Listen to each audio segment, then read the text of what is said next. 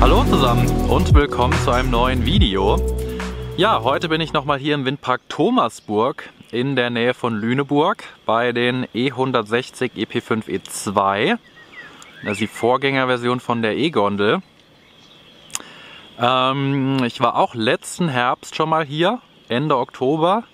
Da waren die Anlagen gerade im Aufbau und ich wollte mir jetzt unbedingt mal anschauen, wie sie fertig aussehen und am Laufen sind. Richtig geil.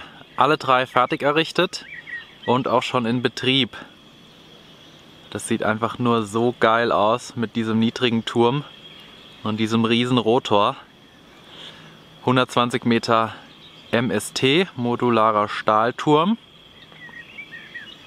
Richtig fett. Sah nur Hammer aus.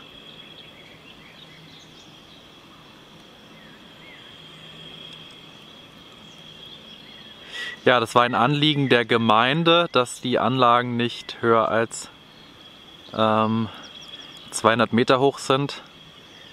Und deshalb hat man hier den 120 Meter MST gewählt. Ja, hier sind 2 Anlagen und hier drüben ist Nummer 3. Das sieht so geil aus mit diesem niedrigen Turm. Also fast noch geiler als die E3 auf dem 166 Meter Max Bögel. Also der MST gefällt mir sowieso besser. Finde ich auch echt schade, dass der gar nicht mehr gebaut wird. Aber dieser riesige Rotor auf dem kleinen Turm, das ist einfach Wahnsinn. Auch optisch gefällt mir die E2 besser als die E-Gondel. Ich mag halt einfach so dieses kompakte Maschinenhaus.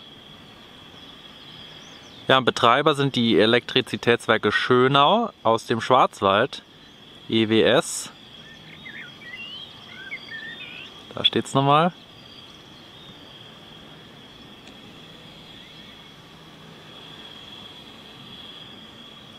Ja, die E2 wird jetzt leider nicht mehr gebaut. Im Schwarzwald bei Freiburg, in Freiburg sogar selbst, sind E160 EP5 E2 genehmigt, aber ich weiß jetzt gar nicht, was aus denen wird. Die sind nämlich noch nicht gebaut, ob die nochmal umgeplant werden auf E3. Fände ich auf jeden Fall geil, wenn da noch E2 gebaut werden.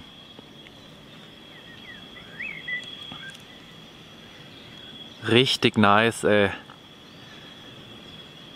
Sind im Prinzip die gleichen Anlagen wie der Prototyp in Währinger Meer. Hatte auch 120 Meter MST. 166 Meter MST habe ich ja schon mal in Kramme Flöte gesehen bei Salzgitter. Aber den 120 Meter MST finde ich einfach am geilsten.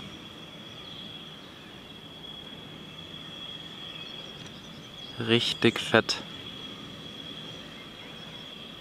Ja, ich habe mir leider jetzt nicht so das beste Wetter für eine Radtour ausgesucht heute. Es ist ziemlich regnerisch.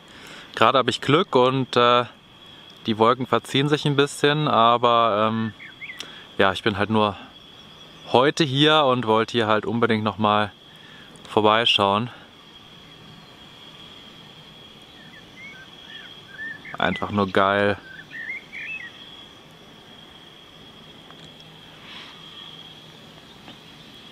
Ja, ich fahre jetzt mal ein bisschen näher zur Anlage hin und stelle mich mal noch drunter.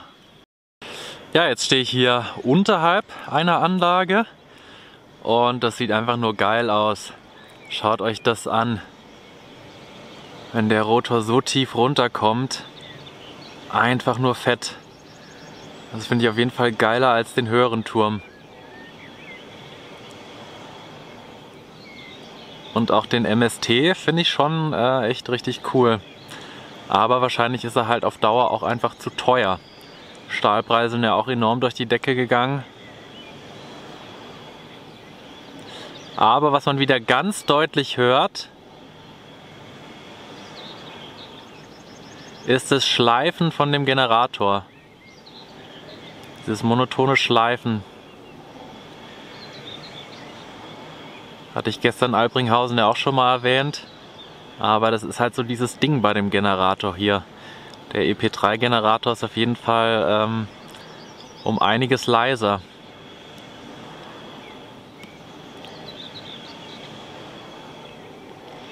Ja, beim letzten Mal stand die Anlage hier noch nicht. Da waren die ganzen MST-Sektionen zwar schon fertig, aber beim letzten Mal stand nur die Anlage ganz hinten. Bei der zweiten hat man die MST-Segmente gerade zusammengesetzt. Und ja,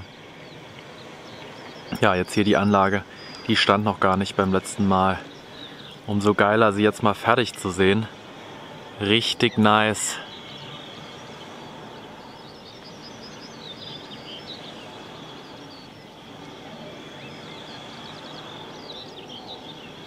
Ja, wie gesagt, war eben ein Anliegen der Gemeinde, dass die Anlagen nur 200 Meter hoch sind, nicht höher. Krass, also bei den E3 jetzt in Albringhausen sind halt nochmal 46 Meter oben drauf. Schon krass. Aber vielleicht auch aus Schallgründen, dass die Anlagen hier nicht höher sind oder dass man sie hätte nicht höher bauen können, weil Thomasburg halt relativ nah ist. Ich find's geil, also ich finde den 120 Meter Turm einfach am besten. Für die E3 gibt es jetzt noch den HST, also eine Kombi aus MST und ST. Unten dann einige MST-Segmente und oben dann Stahlröhren drauf. Habe ich jetzt in Kanada zum Beispiel gesehen. Fotos von Kanada. Aber den reinen MST gibt es, glaube ich, jetzt nicht mehr.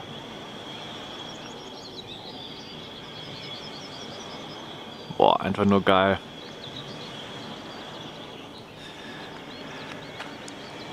Ja, hier hinten sieht man nochmal die Vestas V80. Hab jetzt ganz vergessen, wie der Windpark da heißt. Im letzten Video hatte ich es mal gezeigt. Ah, und da hinten ist sogar blauer Himmel. Nett. Und die sind aber auch schon echt extrem schmutzig, die V80 hier. Sich mal anschauen, was die für dreckige Rotorblätter hat. Bei der, da sieht man es ein bisschen besser.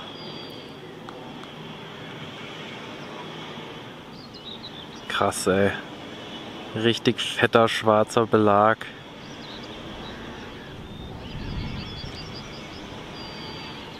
Ja, das wäre jetzt halt geil, mal die E160 von der Seite zu sehen. E160 und V80 im Vergleich. Ha, jetzt kommt sogar die Sonne ein bisschen raus.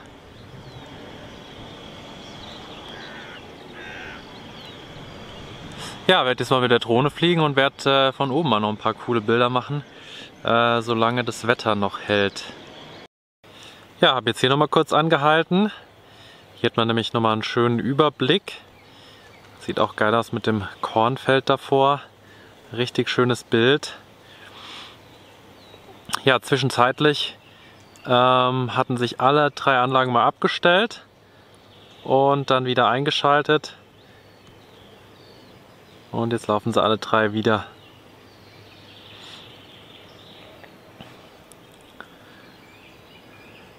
Also ich feiere die Anlagen schon echt extrem. Richtig geil mit dem kleinen Turm. Gefällt mir echt besser als die großen Max-Bögel-Türme. MST gefällt mir schon besser. Ja, mit dem Wetter habe ich aber auch echt verdammt Glück. Jetzt kam sogar noch ein bisschen die Sonne raus. Da hinten wird es jetzt leider schon wieder echt schwarz hinter der Anlage hier. Kann sein, dass da gleich schon wieder der nächste Regenguss runterkommt. Deshalb muss ich mich ein bisschen beeilen. Ich werde jetzt mal noch zu der hintersten Anlage fahren und der anderen Seite mal noch filmen. Und ja, dann bis gleich. So, ich habe jetzt hier mal kurz angehalten. Hier hat man nochmal einen schönen Blick aus der anderen Richtung. Und hier hat man jetzt mal einen geilen Größenvergleich zwischen E160 und V80 hinten dran. Die 160 steht jetzt natürlich ein Stück weiter vorne dran, aber man kann schon ganz gut erkennen, was das für ein krasser Größenunterschied ist. Die V80 müssten auch so 100 Meter Nabenhöhe haben und die E160 hat halt nur einen unwesentlich höheren Turm, 120 Meter, aber der Rotor ist halt einfach richtig viel größer. Also ein Blatt von der E160 ist quasi der Rotorradius von der V80. Ein Blatt ist ja fast 80 Meter lang. Schon richtig krass. Ja, mal gespannt, wie lange die V80 hier noch stehen, ob da vielleicht auch mal repowered wird. Dann kommt schon wieder die nächstgrößere Generation hier hin. Wahrscheinlich dann noch größer als die E160. Ja, und ich stehe hier nochmal bei der mittleren Anlage, die beim letzten Mal auch noch nicht stand. Und ich feiere einfach diesen kleinen Turm hart. Richtig geil.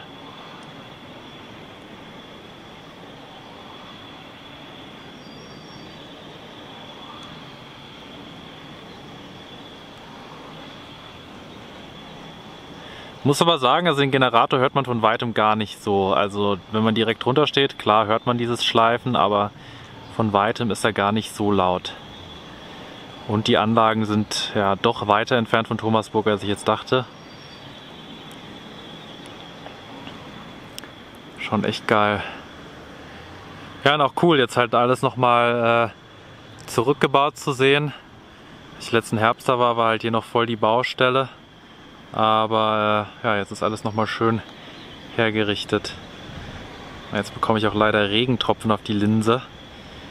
Deshalb werde ich jetzt mal weiterziehen. So, jetzt stehe ich hier nochmal bei der hintersten Anlage. Hier stand ich beim letzten Mal auch schon, als sie gerade aufgebaut wurde. Ja, die Anlagen sind heute ziemlich am Rumzicken. Also stellen sich ständig ab, dann schalten sie sich wieder ein. Hier die Anlage hat sich jetzt gerade wieder eingeschaltet. Ich stand jetzt die ganze Zeit hier und habe gewartet, bis es sich endlich wieder dreht. Aber das geht ständig so, dass sie sich abschalten, dann trudeln sie eine kurze Zeit und dann laufen sie wieder. Weiß ich jetzt auch nicht, woran das liegt. Aber es ist schon krass, wie schnell die beschleunigt. Sobald sie sich einschaltet, läuft sie relativ schnell wieder auf Vollpower. Klar, Volllast machen die heute nicht, dafür ist es jetzt nicht windig genug, aber laufen doch ganz schön anständig. Ja, hier nochmal ein schöner Blick auf die anderen beiden Anlagen aus der anderen Richtung. Sieht echt mega schön aus. Hintergrund die V80.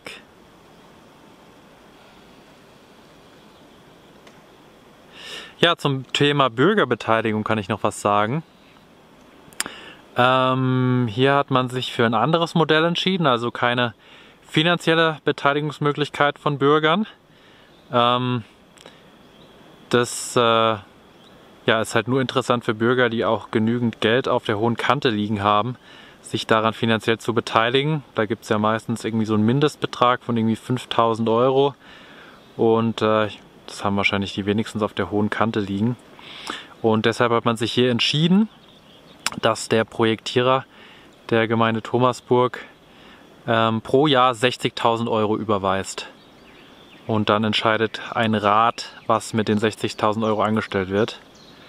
Und zusätzlich dazu bekommen sie ja auch noch die ganz normalen Gewerbesteuereinnahmen und profitieren auch noch von dieser Regelung nach Paragraph 6 EEG ist es, glaube ich, wo alle Gemeinden im Umkreis von 2,5 Kilometer 0,2 Cent pro Kilowattstunde bekommen. Also kommt schon einiges zusammen, dass Thomasburg dann für andere Zwecke benutzen kann. Ja, mit Bürgerstrom hat es leider nicht geklappt, dass die Bürger irgendwie vergünstigten Strom bekommen, aber immerhin einige tausend Euro im Jahr. Also ich feiere die Anlagen hart, das sieht schon echt richtig geil aus mit dem niedrigen Turm. Ich weiß gar nicht mehr, wie viele MST-Sektionen es sind. Ich habe es im letzten Mal, hatte ich es gezählt. Kann jetzt mal nochmal nachzählen. 1, 2, 3, 4, 5, 6, 7, 8, 9, 10 Stück.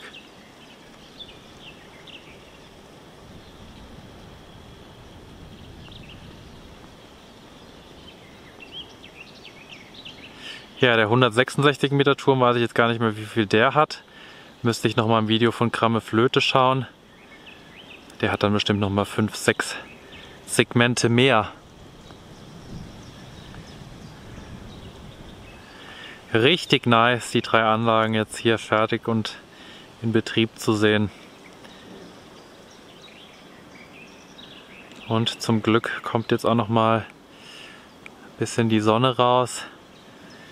Also war doch gut, dass ich jetzt hier nochmal hergefahren bin.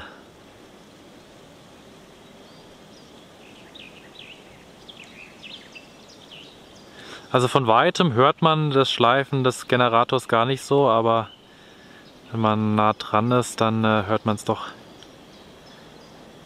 ganz deutlich. Ich habe ganz wackelige Hände vom Fahrradfahren. Naja, werde mich jetzt aber langsam auch mal auf den Rückweg machen Richtung Bahnhof. Das ist nämlich noch mal ein gutes Stück zu fahren. Ja, zum Abschluss habe ich jetzt noch mal ein richtig schönes Bild für euch mit allen 3 Anlagen aus der Ferne. Ja, immer blöd. Immer wenn ich fahren will, kommt gerade die Sonne raus. Bisschen ärgerlich. Aber ja, muss mich jetzt leider zurück machen Richtung Bahnhof. Das sind nämlich noch 20 Kilometer zu fahren bis Bad Bevensen. Einen näheren Bahnhof gibt es leider nicht. Der näher war, da scheint kein Zug mehr zu fahren. Oder die Strecke wird modernisiert, keine Ahnung. Auf jeden Fall war das der nächste Bahnhof. Deshalb habe ich jetzt noch ein gutes Stück zu radeln. Ja, die Anlagen sind immer noch am Trudeln. Schon eine ganze Weile. Sieht so aus, als ob sie gleich wieder anfangen zu laufen. Die V80 im Hintergrund aber auch. Da sieht man die V80 hinter der E160. Keine Ahnung, was jetzt los ist. Ob jetzt zu viel Strom im Netz ist oder was los ist. Habe aber trotzdem ganz coole Tonaufnahmen gemacht. Also da könnt ihr euch auch drauf freuen. Sieht einfach so krass aus, wenn das Rotorblatt unten ist. Wahnsinn. Also ich feiere die Anlagen enorm. Richtig cooler Windpark.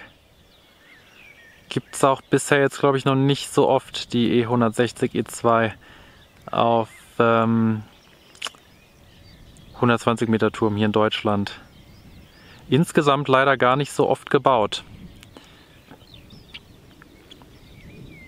Aber irgendwie nicht so beliebt. Da waren andere Hersteller irgendwie beliebter.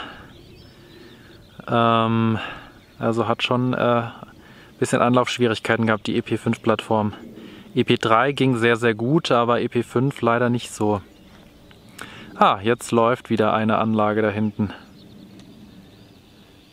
Ja, aber dafür ist die EP5 E3 jetzt, glaube ich, umso beliebter. Also wird schon häufig genehmigt. Auch, glaube ich, einfach ein gutes Preis-Leistungs-Verhältnis bei der Anlage. Ja, jetzt habt ihr hier mal ein kleines Update aus dem Windpark Thomasburg.